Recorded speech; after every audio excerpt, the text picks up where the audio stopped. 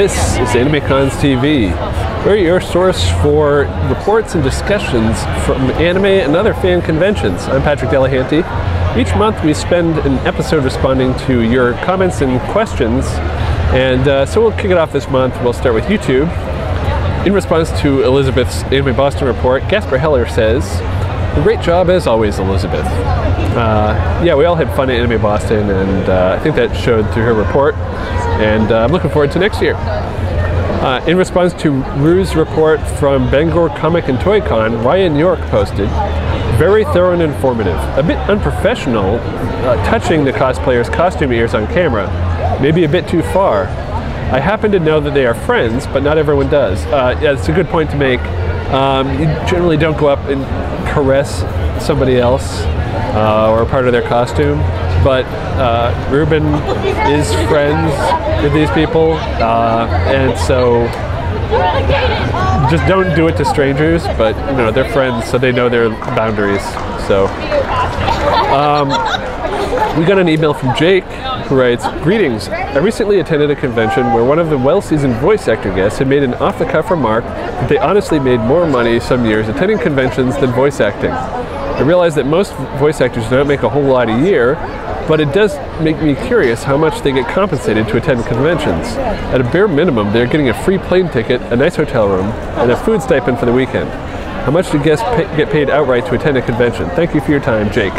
Now this is a touchy subject because different guests get paid different amounts. So it depends on the actor and it depends on the convention. Different conventions can afford to pay different guests different amounts. One way a lot of conventions, particularly sci-fi conventions, will do it is they offer a guarantee, which is they say, okay, we'll guarantee that you will make X amount of dollars this weekend. And the actors will charge for their autographs, and that gets subtracted from the guarantee. So if you've got somebody like William Shatner or Patrick Stewart, they're going to have a huge high guarantee.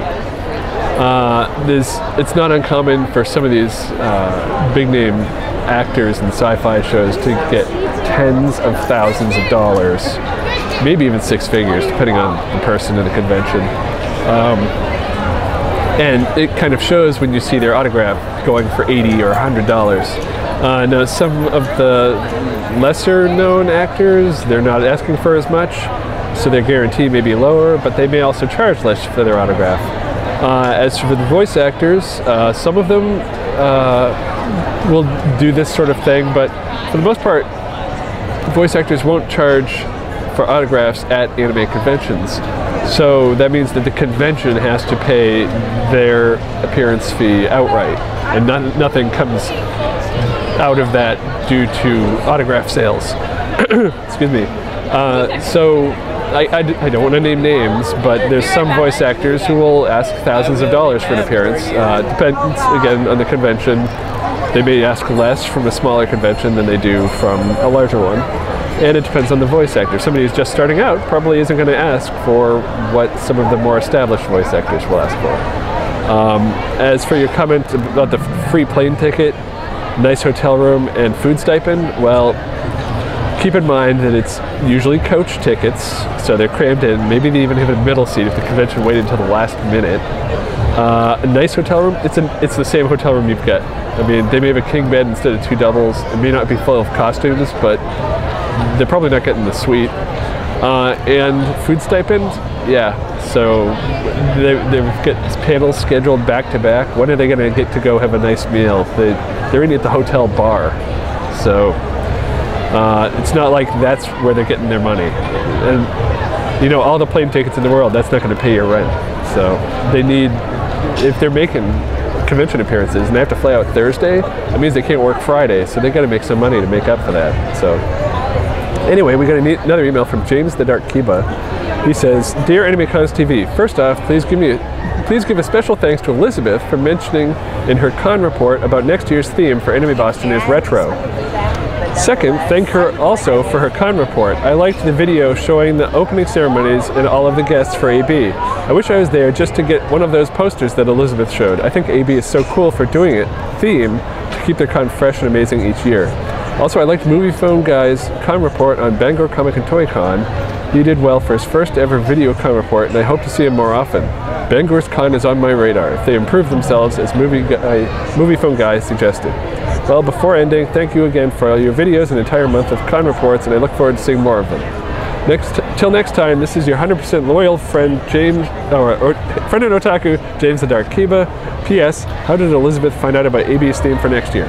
Well, she found out about AB's theme for next year because she was at closing ceremonies when the theme for next year was announced. It was no secret. There's actually a lot of conventions that have a theme. I'm at Kraken Con right now, and their theme was kind of a luau Hawaiian theme, and so it was pretty cool. They actually had some Hawaiian dancers doing a luau sort of thing before the masquerade. And Movie Phone Guy's Bangor Comic and Toy Con report, yeah, I thought it was hilarious, and he's going to do more reports for us. He said he's going to do another one from a convention, I think this fall, so I'm looking forward to that. It was hilarious. So anyway, let's take a look at the anime conventions coming up through June 2016 as found on AnimeCons.com.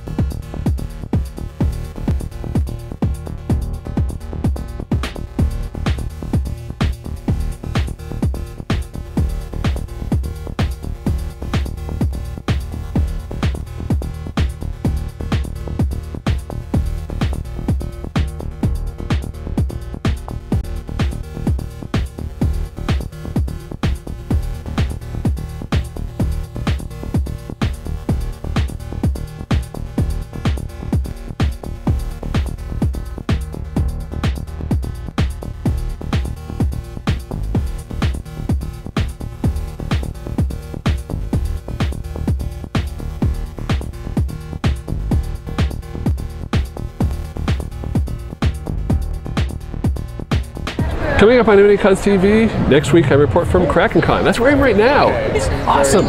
Shannon Morse helps me out with that report. You may know Shannon from final episode of the Chibi Project and Hack 5, Tech Thing, bunch of other podcasts. So yeah, check that out next week, Kraken Con. Then we're going to bring you another cosplay help episode.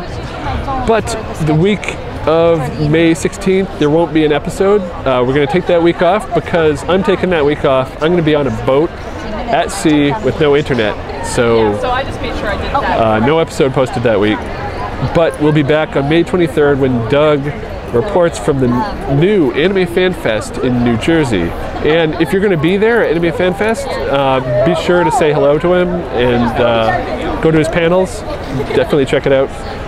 And in other news, Elizabeth has started a Twitch creative channel. She streams her cosplay creative process.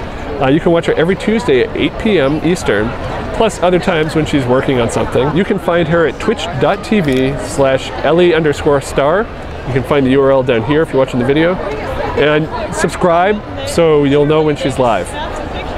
Also, Svet, you may know her from our Artist Alley episodes. She's been nominated for an Eisner Award. It's like the Oscars for comics. So Awkward is up for the award. And definitely check out this book if you haven't already. Award nominated, possibly award winning. They're going to announce those at San Diego Comic-Con. So fingers crossed. Vote for her if you can, if you're Eisner voter. Also, the Chibi Project just had its final episode. We posted that on Saturday.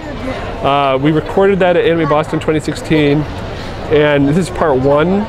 We're posting in two parts. Part one explains why the Chibi Project is ending, and it has the final experiment.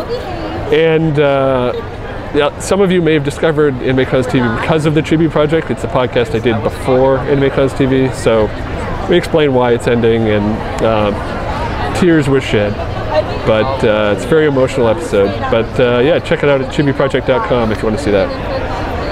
But if you want to contact us at AnimeCons TV, leave us a voicemail at 762-ADEQUATE. That's 762-233-7828. You can also text us at that number. Let us know if you were at Kraken Con or any other convention.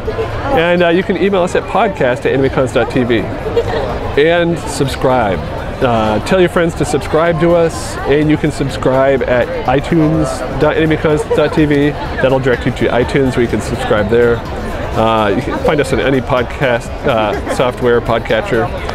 We're on YouTube at youtube.com/c/AnimeCons TV, or you can watch on our site at animecons.tv.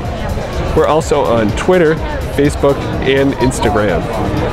And so thanks for watching, and we'll see you next week with my report from here at Kraken Con 2016. See you then. And so the